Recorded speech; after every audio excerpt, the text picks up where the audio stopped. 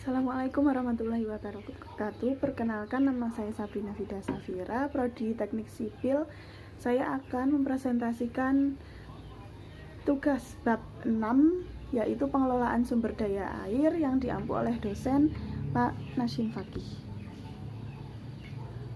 Umum, kebutuhan akan air yang selalu meningkat baik kuantitas maupun kualitasnya karena pertambahan penduduk dan segala akibatnya mengharuskan para pakar pengembangan dan pengelolaan sumber daya air harus berpikir keras untuk mengatasi permasalahan ini terkait dengan ketersediaan air yang diperlukan tidak semakin bertambah, malah semakin berkurang bila hanya mengandalkan proses yang alami.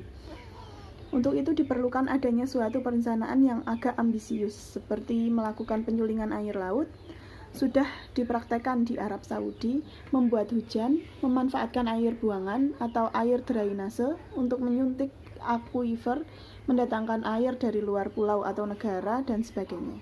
Dalam kegiatan pengelolaan sumber daya air, selain memerlukan ketersediaan air yang memadai, juga diperlukan tata cara pemanfaatan dan pemeliharaan sumber daya air yang efektif dan efisien, agar sumber daya air yang ada dapat dimanfaatkan secara maksimal dan dapat dimanfaatkan cukup lama.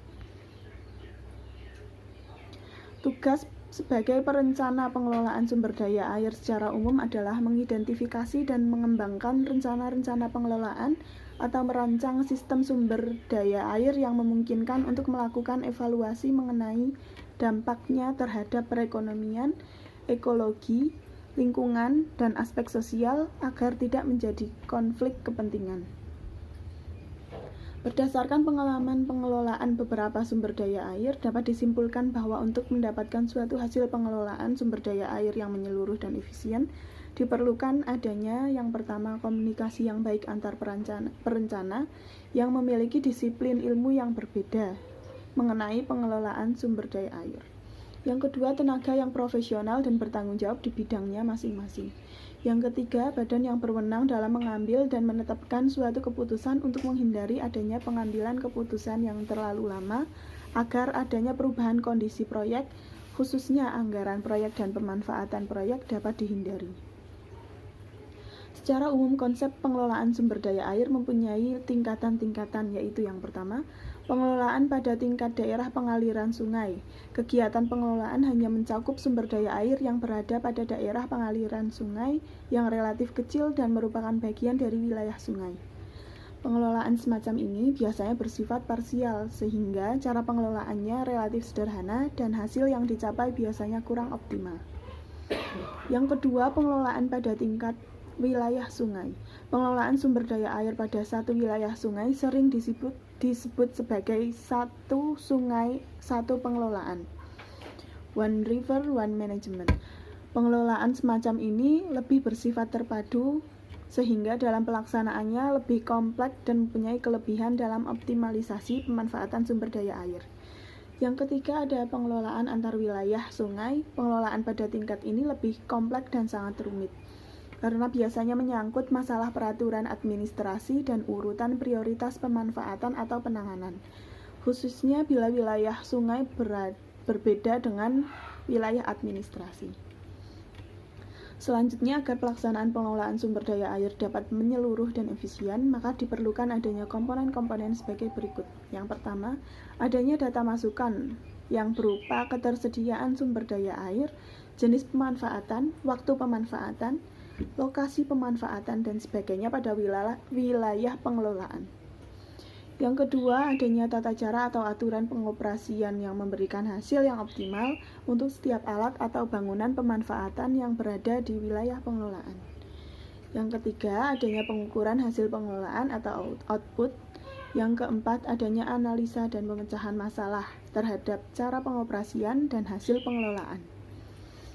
Yang kelima, adanya perubahan-perubahan cara pengoperasian apabila dari hasil analisa menunjukkan bahwa hasil pengelolaan output tidak sesuai dengan yang diinginkan. Analisis sistem. Sistem adalah kelompok objek yang berinteraksi secara teratur dan mempunyai sifat saling tergantung satu dengan lainnya.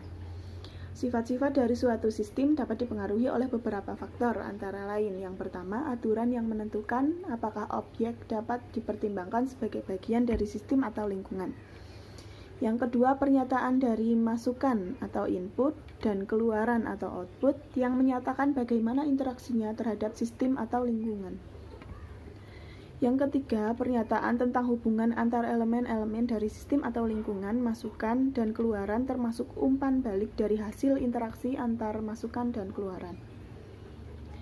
Elemen-elemen pokok yang perlu diperhatikan dalam analisis sistem sumber daya air adalah sebagai berikut.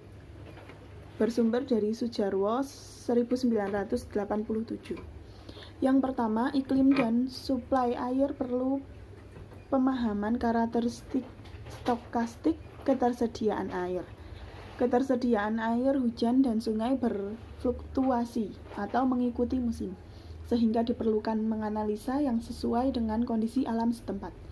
Yang kedua, aspek banjir dan kekeringan. Diperlukan pengertian tentang teknologi penanggulangan banjir dengan biaya yang murah.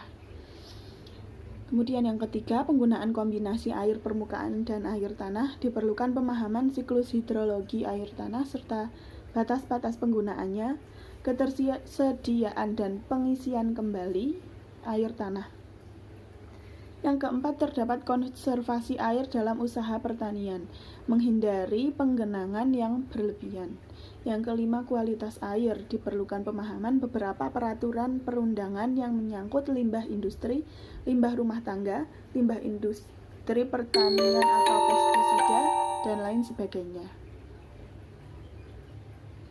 Erosi dan sedimentasi. Perlu pemahaman tentang jenis dan formasi tanah yang mudah tererosi.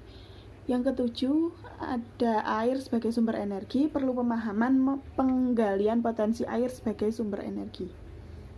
Model pengelolaan sumber daya air. Model pengelolaan sumber daya air adalah suatu rangkaian kegiatan pengelolaan sumber daya air yang dimanfaatkan untuk beberapa kepentingan atau kebutuhan air yang layak secara kuantitas dan kualitas dengan satu atau lebih sumber daya air tanpa mengganggu kelestarian lingkungan yang bertujuan untuk mendapatkan hasil yang sesuai dengan yang diinginkan.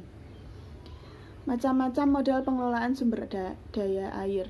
Pengelolaan sumber daya air mempunyai berbagai macam model, mulai dari yang paling sederhana sampai dengan model yang sangat kompleks. Penentuan macam model pengelolaan apa yang sesuai diterapkan pada suatu daerah pengembangan atau pengelolaan sangat ditentukan oleh banyaknya manfaat atau kepentingan yang akan dipenuhi, baik pemanfaatan tunggal atau single purpose maupun serbaguna, serta jumlah sumber air yang dikelola. Agar model menghasilkan output yang mendekati keadaan di lapangan, maka model perlu dilengkapi dengan informasi-informasi mengenai yang pertama, waktu yang diperlukan oleh pihak berwenang dalam memberikan keputusan atau kebijaksanaan. Yang kedua, skala prioritas pemanfaatan, baik yang berdasarkan jenis atau lokasi maupun waktu. Yang ketiga, alokasi pemakaian air dan cara pengoperasiannya. Umumnya, model pengelolaan sumber daya air dikembangkan atau direkayasa berdasarkan sistem sumber daya airnya, seperti satu sumber air atau waduk dengan satu macam penggunaan, satu sumber air atau waduk dengan banyak macam penggunaan, lebih dari satu sumber air atau waduk untuk satu macam penggunaan, lebih dari satu sumber air atau waduk untuk banyak macam penggunaan.